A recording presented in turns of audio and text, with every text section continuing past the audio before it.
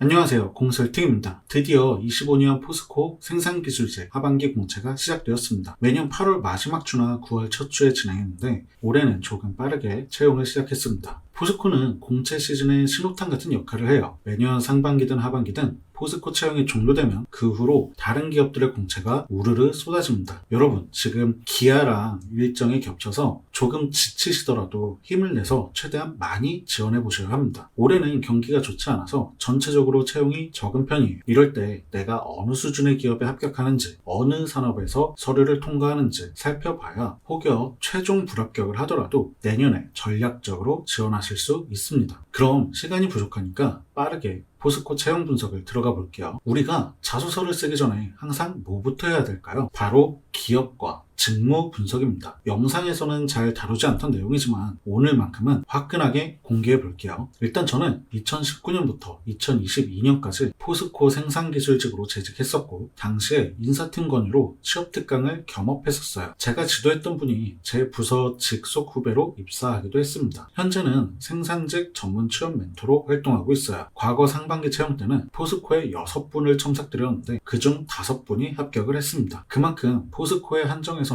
자신 있으니까 한번 잘 들어보세요. 일단 채용 규모는 100명 이상입니다. 이건 뭐 매년 똑같아요. 2024년 포스코의 이직률은 8.2%를 기록했죠. 다른 기업보다는 조금 높은 편입니다. 그만큼 업무 강도가 높다고 생각하셔야 돼요. 부서마다 차이가 있긴 하지만 제철소라는 특성상 어쩔 수가 없습니다. 이직이 많은 만큼 회사에서는 오래 일할 사람을 선호합니다. 그러다 보니 우리는 지원하실 때 전략적으로 접근할 필요가 있어요. 포스코의 자소서 문항은 몇 년째 바뀌고 있지 않죠. 그 이유는 바로 이 자소서 3가지 문항만으로도 이 사람이 얼마나 오래 다닐 수 있는지, 얼마나 진정성을 가지고 지원했는지를 파악할 수 있기 때문입니다. 매년 문항이 똑같으니까 예전에 지원했던 자소서를 재활용하시는 분도 계시더라고요. 근데 한번 그 자소서에서 포스코라는 단어를 CJ 제일제당으로 바꿔보세요. 그렇게 바꿨는데도 술술 읽을 수 있다면 진정성이 빠진 자소서입니다. 아무 기업에나 다 복사할 수 있는 자소서인 거예요. 이런 실수는 정말 하지 말아야 합니다. 그렇다면 어떻게 진정성을 드러낼 수 있을까요? 제철소의 특징이라든지 포스코만의 장점이나 역사를 활용해도 좋고요. 철강 분야를 전공했거나 종사했다면 적극적으로 어필하셔도 됩니다. 그리고 포스코만의 용어나 제도를 삽입한다면 조금 더 간절함, 진정성을 드러낼 수도 있어요.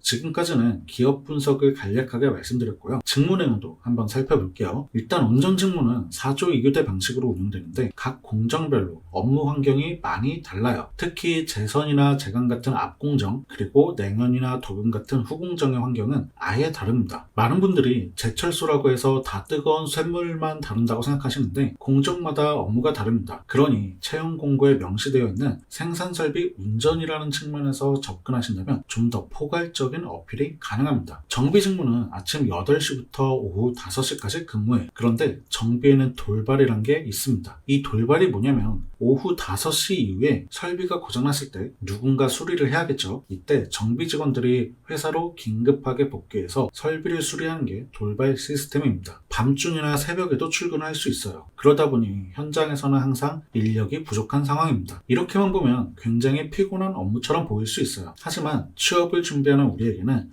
전략적 기회가 됩니다. 남들이 기피하는 곳에는 항상 기회가 따르기 마련이죠. 또한 포스코의 정비는 내가 노력하는 만큼 기술적인 성장을 이룰 수 있는 곳입니다. 더 자세한 내용은 유튜브에서 공개할 수가 없어서 온라인 특강으로만 전달드리고 있어요. 필요하신 분은 8월 26일에 참여해보세요. 그리고 지금 우대사항 보이시나요? 파이썬, R, AI, 빅데이터 역량을 우대하고 있어요. 벌써 2년 연속 우대하고 있습니다. 매월 온라인 특강에서 언급드렸던 내용이에요. 강의를 들어보신 분이라면 이미 데이터 관련 자격증을 하나 취득하셨을 거예요. 다른 취업 커뮤니티에서는 접하기 어려운 고급 정보들을 공설팅 무료 강의에서 다루니까 8월 26일에 시간이 되신다면 참여해보세요. 아래 고정 댓글에 링크 남겨두었으니 잠시 일시정지하시고 다녀오세요. 자, 이제 그럼 본격적으로 자소서 문항 분석에 들어가 볼게요. 매년 문항이 달라지지 않아서 공설팅 채널에 있는 예전 영상을 보셔도 돼요. 그래도 분명 달라진 게 있겠죠. 몇 가지 추가 내용을 더 살펴보겠습니다. 먼저 1번 문항에서는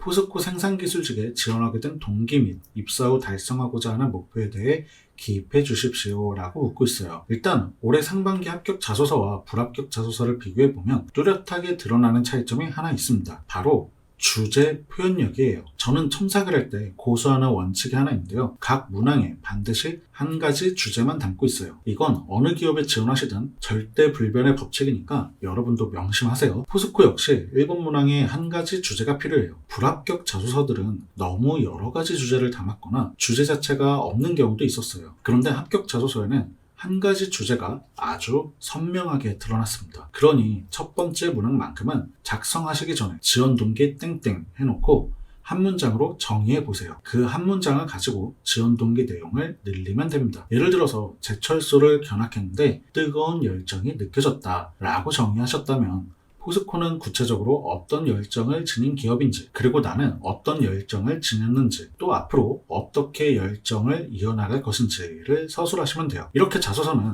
단 한 문장에서 시작할수록 주제가 뚜렷해집니다. 그리고 일본 문항에서 요구하는 게 두 가지죠. 두 단락으로 나눠서 작성해야 돼요. 첫 단락은 지원 동기, 두 번째 단락은 입사 후 목표입니다. 그런데 이 두 가지 단락이 하나의 주제를 공유한다면 더욱 깔끔해지겠죠. 이번 문항을 분석하기 전에 3번부터 살펴볼게요. 그 이유는 이따가 말씀드릴게요. 3번 문항에서는 협업, 소통, 희생봉사, 성장, 변화 추구 중 해당 역량을 활용하여 목표를 달성했던 경험을 기입해주세요를 묻고 있어요. 이 문항에서 중요한 것은 바로 과정입니다. 일단 목표가 무엇인지 뚜렷하게 정의하시고요. 그걸 달성해 나가는 과정에서 역량을 어떻게 발휘했는지 구체적으로 어필해야 돼요. 목표는 업무적인 목표도 되고 일상적인 목표, 개인의 목표, 동아리나 봉사단체처럼 공동의 목표도 됩니다. 다만 목표를 달성하는 과정에서 역량이 얼마나 돋보이는지가 중요해요. 예를 들어서 협업을 선택하셨다면 단순히 팀워크를 발휘해서 목표를 달성했습니다 라고 서술하는 게 아니라 협업이 잘 굴러가게끔 내가 무엇을 노력했는지 어필하셔야 됩니다. 소통이라면 구체적인 대화 방식이 드러나야 하고요. 희생이라면 어느 행동에서 내 시간이나 비용,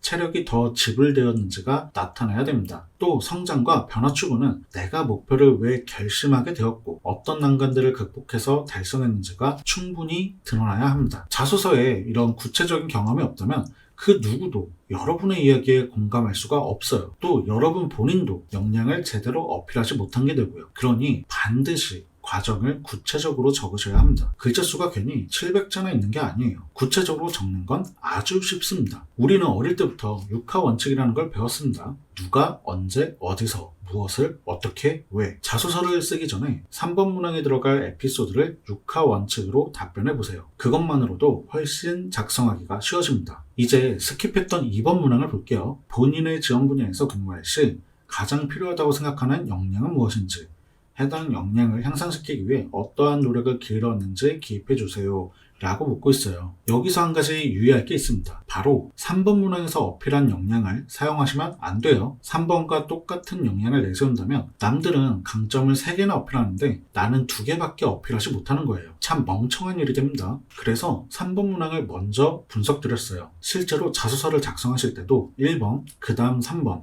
그 다음 2번 문항 순서로 작성하시길 추천드려요. 그래야 실수를 안 합니다. 여러분은 한 가지 고민을 해보셔야 합니다. 1번과 3번 문항에서는 대체로 인성 측면의 역량을 주장하셨을 거예요. 그렇다면 2번 문항에서는 내 기술적인 면모나 업무 자세처럼 실무적인 모습을 보여주셔야 합니다. 채용 공고를 살펴보면요. 각 직무마다 지원 자격이 언급되어 있거든요. 여러 전공 분야가 나와 있는데 그중 하나를 택해서 내가 다룰 수 있는 기술 수준을 드러내면 돼요. 그리고 그 기술 수준에 도달하기까지 어떤 노력을 했는지, 만약 노력을 별로 하지 않았다면 어떻게 습득했는지 그 과정을 설명하셔도 됩니다. 기술력 대신 업무 자세를 어필해도 좋습니다. 학교 실습이나 실무에서 돋보였던 나의 행동을 떠올려 보세요. 만약 더 효과적으로 발휘하기 위해 노력한 행동이 있다면 더욱 좋겠죠. 마지막 팁을 하나 더 드릴게요. 1번 문항에서는 지원 동기와 목표를 묻고 있죠. 미래 시점의 이야기예요. 그러니 회사의 비전을 참고하시면 좋고요. 두 번째 문항에서는 현재 내가 수행할 수 있는 역량을 묻고 있죠. 그러니